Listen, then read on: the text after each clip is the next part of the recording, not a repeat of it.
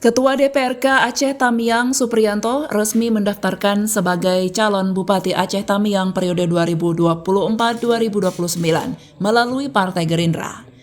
Proses pendaftaran dilakukan di kantor DPD Partai Gerindra Aceh pada hari Minggu 26 Mei 2024. Kedatangan Supriyanto disambut oleh Mahfud Y. Lutan, Sekretaris Tim Penjaringan Calon Kepala Daerah, Wakil Ketua DPD Gerindra Aceh Cut Intan, beserta pengurus lainnya.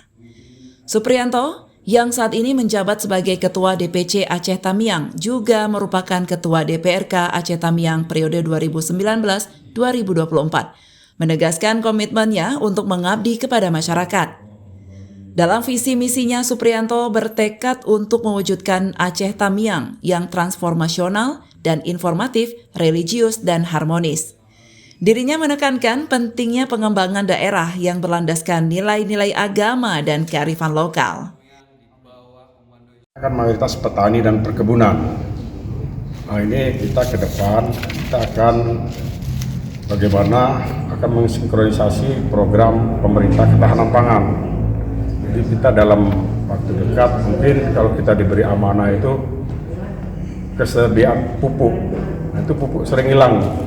Itu pada musim tanam pupuk nggak ada sehingga kualitas tanaman kita tidak maksimal. Jadi untuk jangka pendek kita seperti pupuk, udah itu seperti olah lahan nanti akan kita perhatikan, alat-alat alsintan akan kita siapkan keberadaannya. Untuk jangka panjang kita harus sinkronisasi dengan pemerintah, kita buat waduk, irigasi, dan air itu memang ada di sana berlimpah. Sangat banyak, akan kita programkan ke depan untuk ada waduk irigasi di Aceh Tamiang.